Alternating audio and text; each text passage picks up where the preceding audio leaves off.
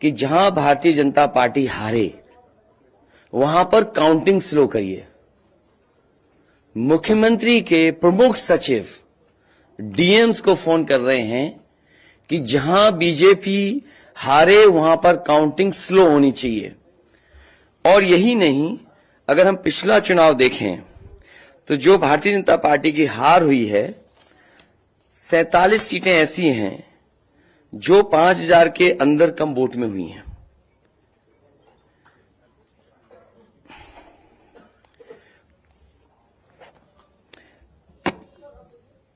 सैंतालीस सीटें ऐसी हैं पिछले चुनाव की जहां पर 5000 वोट के कम फासले से भारतीय जनता पार्टी जीती है।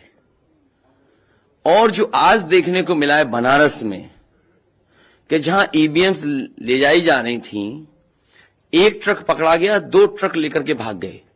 अगर सरकार चोरी नहीं कर रही थी, ये वोट की चोरी जो नहीं कर रही थी, तो कम से कम बताए कि एक गाड़ी रोक ली, पकड़ी गई, लाइव है, अभी भी हम लाइव देख सकते हैं। 2 गाड़ियां क्यों भागी? अगर कोई चोरी नहीं थी, प्रशासन ने, सिक्योरिटी ने इतना इंतजाम क्यों नहीं किया? इतनी फोर्स है, अभी इलेक्शन की फोर्स गई नहीं है यूपी से, तो आखिरकार अधिकारी क्यों नहीं कर रहे थे?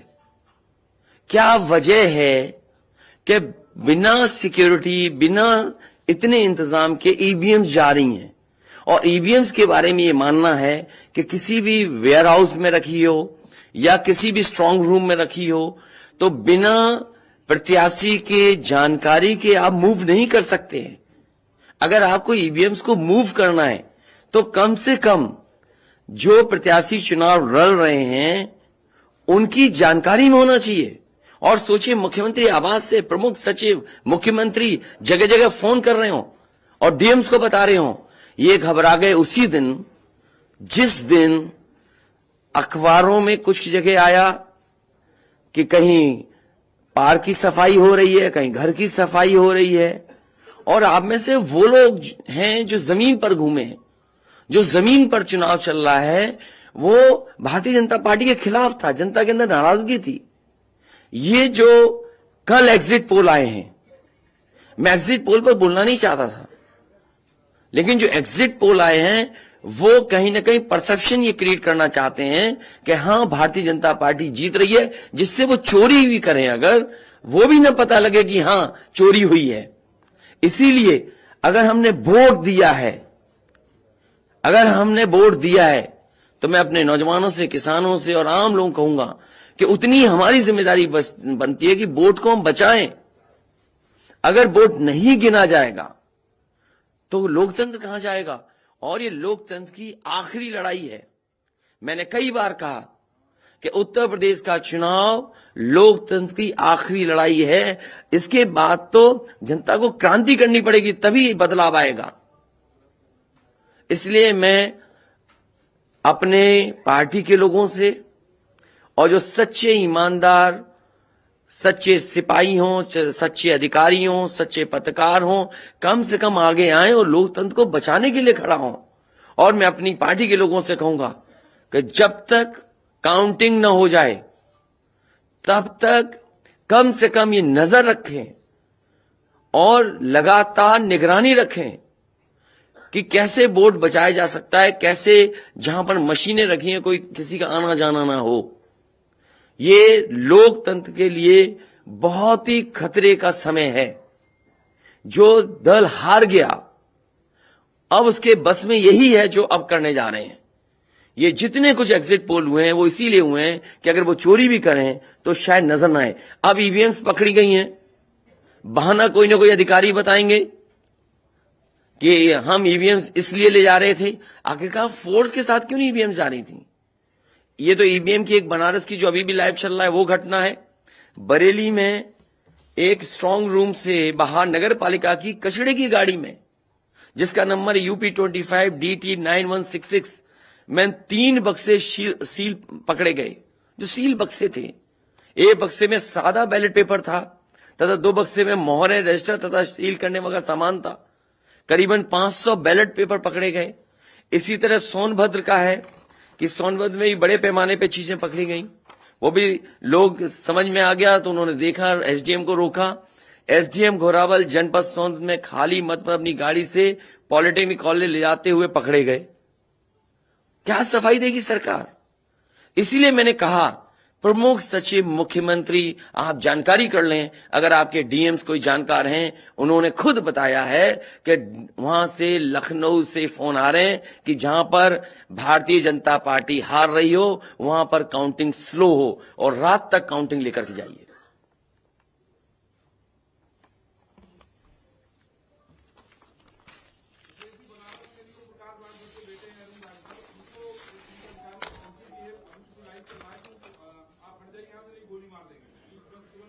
तो मैंने आपसे कहा कि ये लोकतंत्र का आखिरी चुनाव है।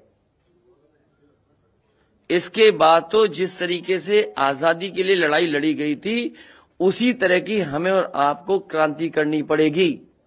मैं तो अपने नौजवानों से अपील करूंगा कि जहां किसान इतने साल बैठे रहे तब सरकार झुकी। कम से कम 3 दिन लोकतंत्र के अखंड प्रहरी बनकर के ईवीएम्स को बचाएं और चुनाव को बचाएं। मैं किसी डीएम का इसलिए नहीं मानूंगा। डीएम कौन होता है?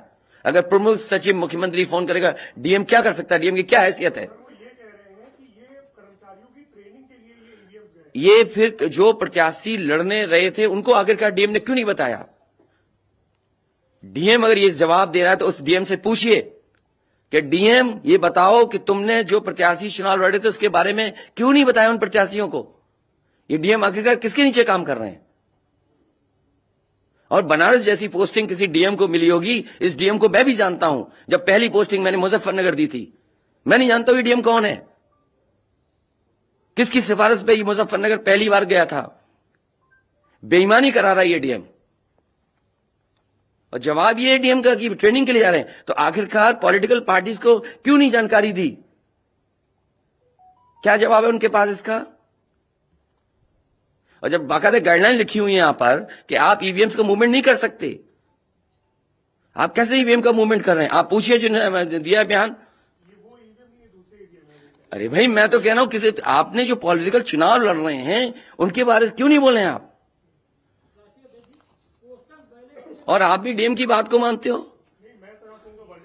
वो वर्जन इसलिए बोल रहे हैं क्योंकि सरकार एक भाषा बोलेगी, ऊपर से नीचे तक भाषा एक बोलेगी। आप बताइए, जब समाजवादी सरकार का चुनाव था, इलेक्शन कमीशन ने जो शिकायत की उस अधिकारी को हटाया गया? आज इलेक्शन कमीशन ने किसी अधिकारी को हटाया हो? एक अधिकारी अगर इलेक्शन कमीशन हटाया हो तो बता दो। मुझे कोई उम्मीद नहीं। इसीलिए मैं कह रहा हूं कि लोगों को लड़ना पड़ेगा। अगर लोकतंत्र बचाना है तो कहीं ना कहीं तैयारी करनी पड़ेगी लोकतंत्र बचाने के लिए। जो गाइडलाइन है, आज जो बैलेट पेपर पकड़े गए हैं सोनभद्र में, जो बैलेट पेपर पकड़े गए हैं आपके बरेली में, जिस तरह ईवीएम्स को ले आया जाता है, ये सवाल बड़ा है। अधिकारी वही भाषा बोलेंगे जो उनको बोलने के लिए सरकार कहेगी। वो नहीं चाहते कि ओम प्रकाश राजभर जी क्या भूल गए? इलेक्शन कमीशन याद नहीं है? ओम प्रकाश राजभर जी नॉमिनेशन के लिए गए, इनको अपमानित नहीं किया गया? क्या प्रशासन कार्रवाई कर रहा था? स्वामी प्रसाद मौर्य जी के साथ क्या व्यवहार हुआ? कोई भूल जाएगा इन बातों को? और चुनाव भर में क्या भाषण थे, क्या भाषा का इस्तेमाल था? हर जगह डराने का काम जनता को। ये अलग बात है। कम से कम इलेक्शन कमीशन को ये देखना चाहिए, खुलेआम जनता देख रही है, आज के जमाने में लाइव है कि किस तरीके से ईवीएम्स को ले आया जा रहा था। चुनाव आयोग को सबसे पहले जिलाधिकारी बनारस पे कार्रवाई करनी चाहिए कि आखिरकार उसने किसी को कॉन्फिडेंस में क्यों नहीं लिया। अगर मशीनें जा रही थी तो प्रत्याशियों को क्यों नहीं बताया गया? पॉलिटिकल पार्टीज को क्यों नहीं जानकारी दी गई? अगर ये गाइडलाइन में है कि नहीं है इलेक्शन कमीशन के, आप ईवीएम्स को एक जगह से दूसरी जगह मूव करा रहे हैं, आखिरकार इसके लिए जिम्मेदार कौन है? आप ईवीएम लेकर जा रहे हैं, अब 2 दिन की बात है, काउंटिंग होनी है।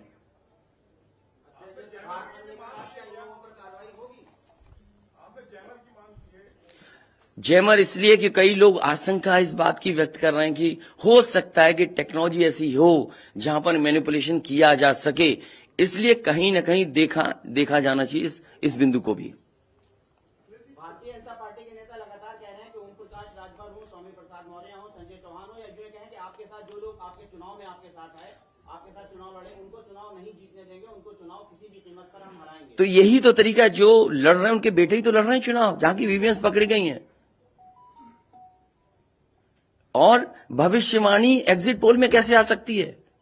पॉलिटिकल लीडर्स जो बातें कहें, सत्ता के लोग बैठे हुए, वो एग्जिट पोल में कैसे दिखाई दे रहा है? प्रशासन और सरकार की जो चोरी है, इसमें एग्जिट पोल के टेलीविजन चैनल शामिल है। आपको ये देखना चाहिए, जो एग्जिट पोल कर रहे हैं क्या मुनाफे के लिए कर रहे थे? जो कंपनियां बड़ी बड़ी, सर्वे का पैसा कौन दे रहा है उनको? और जो डेटा दिया है चैनलों को, फ्री दिया गया है कि उपहार में दिया गया है, वो अलग बिंदु है। कोई इतनी बड़ी एक्सरसाइज कर रहा है, उसका फाइनेंशियल बर्डन कौन उठा रहा है?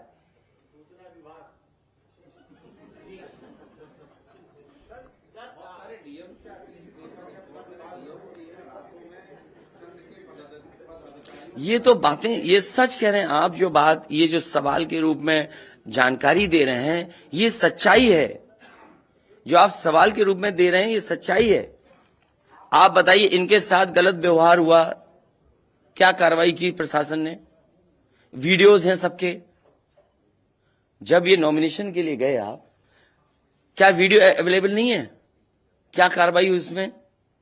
स्वामी प्रसाद मौर्य जी के ऊपर जो अटैक हुआ, उसमें क्या कार्रवाई हुई? मेरे क्षेत्र में जो प्रत्याशी चुनाव लड़ने आया, तो उसने अपने आप अपनी गाड़ी तोड़ी, अपने आप गाड़ी तोड़ी खुद की, और आरोप लगाए समाजवादियों पर।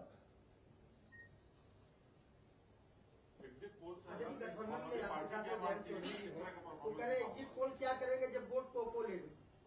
आगे वो कह रहे हैं शांतिपूर्ण मतगणना के लिए उन्होंने अपील की है। नहीं, शांतिपूर्ण मतगणना के लिए तो हम भी अपील कर रहे हैं, लेकिन सावधान रहें। अगर वोट दिया है तो वोट को बचाए भी तो सही। अगर ईवीएम्स खुली सड़क पे इस तरह जाएंगी, आप क्या उम्मीद करोगे?